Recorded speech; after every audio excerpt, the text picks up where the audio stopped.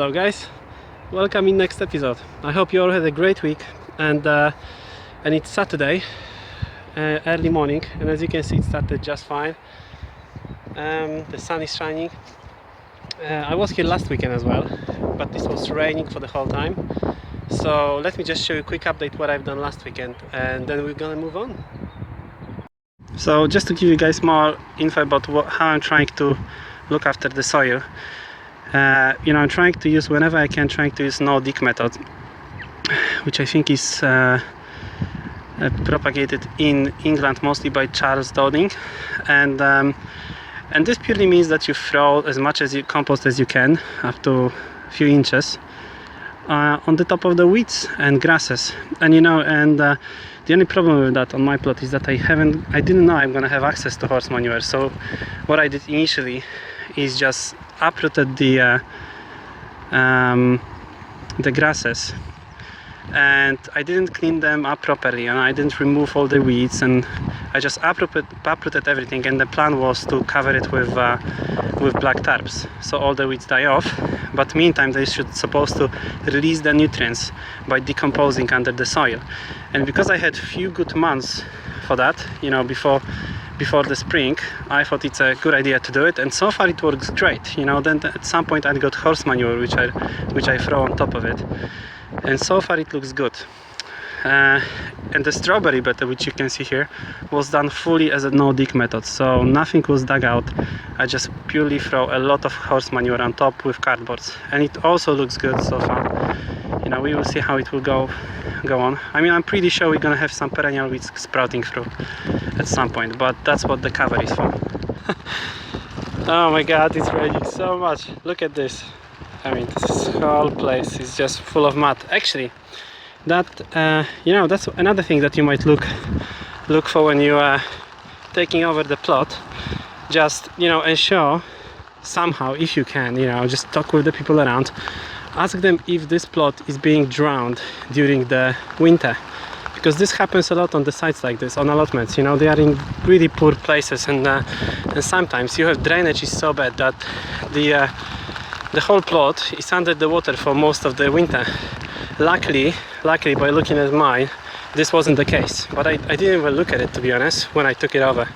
And I've noticed that some plots on the sides are just under the water. Yeah, I already make some measurements for the water catchment system, although I'm not sure how it will work yet. So what I did, I put all the wood under here, and the only reason for that is just so it dries out, and then I can easily burn it. Now what I've done as well, I use this compost pile as a storage place for the bigger spots, and when I did this compost pile, I added some branches between the layers, and this was so that I don't have to turn it over, and I hope these branches will add some air to speed up the decomposition, but we will see. Anyway, what I've done as well, I put pots into the 3 bags, so we have the smallest pots are in here. Actually no, here are the smallest pots, here are the bigger one, and the biggest one are over there. So what I'm going to do with these is make sure that they are sealed, and then put them under the table, because they're going to be inside the greenhouse. And the reason why they are in bags is that I don't want any slugs to take spaces between the cavities in the pots, because if you're going to put them loosely like that, you're never going to get rid of all the slugs from there. The worst part of having the allotment, you see someone just pushed this shed on the side, and the same thing happened with the other one over there. Yeah, unfortunately things like this happen here occasionally. Some people just come in and break some glass in the greenhouses, throw some sheds on the sides, or drawing some things on them, and unfortunately that's how it is. So yeah, anyway, I'm not sure if the owner's seen it already. If I will see him around, I'll try to help him with this shed, because I'm not sure if I can push this into place on my own. It's probably full of tools as well inside. Right. Right, so I managed to put all the posts, fencing posts around the plot, and I'm gonna leave it at that. I'm not gonna bother with the whole fence. You know, it's just for me so I can see where the paths are and so forth. And I didn't do too much. I didn't do any digging pretty much because it's been raining whole time, so the soil is pretty much mud at that point. But overall, I think it was a good day. I did some cleanup. I put some few thoughts to how I'm gonna harvest the water from the shed. And yeah, it's not a whole lot you can do when it's raining like that. Okay, so what I want to start with is to move this rhubarb. Because, you know, I don't think it's got a good time here behind the shed, and also this is a place when you rather store things rather than grow plants. So I'm gonna move it somewhere else. I'm gonna move it in front of this greenhouse frame, and it will provide some shade and shade the weeds, and also it will get much more sun over there.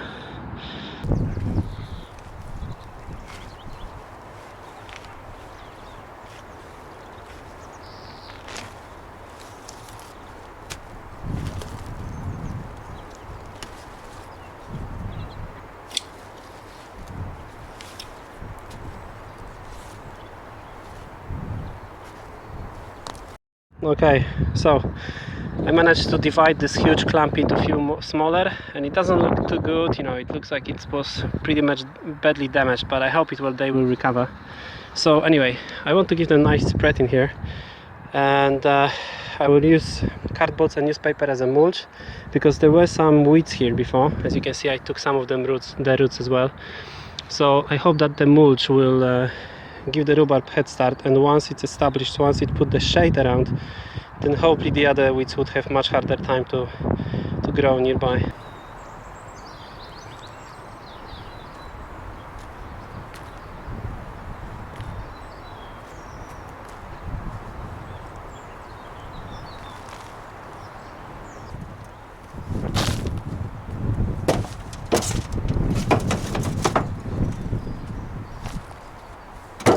So that's done.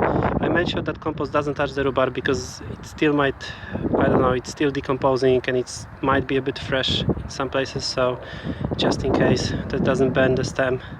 Also, I gave it some space around to grow if the new shoot's supposed to go through. The cardboard will become very soggy and easy to puncture, I hope, but it still should not allow any weeds to go through because this is like a triple layer. So what I hope is that by the time it starts growing, there will be quite nice shade around this place, and I will not have hard time to weed it. But you know, we will see. Okay, so to give you an update on how the compost is doing, this is the horse manure that I put here a few months back, and as you can see on the top, it's still quite lumpy.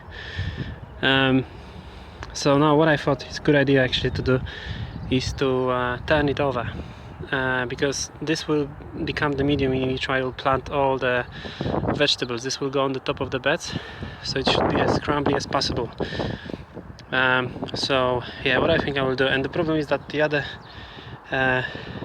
bin is already full, so what I will do, I will put the top of this bin on one pile and everything from the bottom of this bin on another one, and then I'm just gonna put it the other way around. So in theory the most decomposed horse manure should be on top.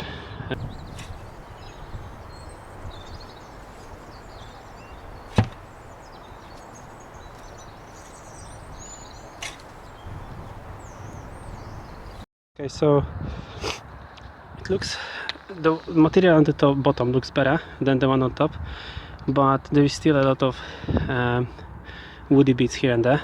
So I wonder if I wouldn't have to sieve it before I use it on the top of my beds, because all this stuff will tie up nitrogen. The other way to do it would be just to add it as it is and throw some nitrogen, so like chicken pallets or something else, to compensate for the loss of nitrogen because of all these woody bits that will be decomposing. Right, now what I need to finally do is dig out this side of the plot, and even though it was pouring rain for the last few days, as far as I checked, the soil is quite good, so it still should be possible to dig it out without destroying the soil structure.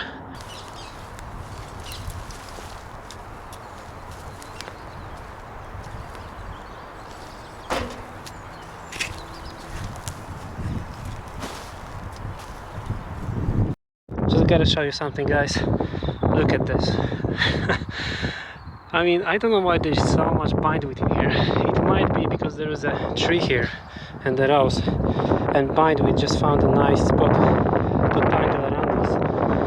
But I'm really grateful that I hadn't have this soil over there, because it would take ages to clear it.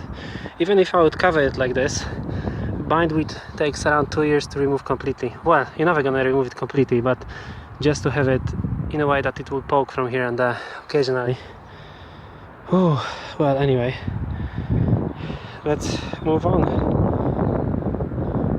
Right, I managed to dig out all this area over there. It doesn't look like much, but believe me, it was. I had to dig out the greenhouse area twice because there was a lot of grass panes, and from this small patch over there I had like 7 wheelbarrows of roots and whatnot. But this is the last digging I'm doing really on this plot. Everything pretty much is done and ready for spring. Yeah. Anyway, guys, I hope you have a great week, and I see you next weekend. Take care. Bye.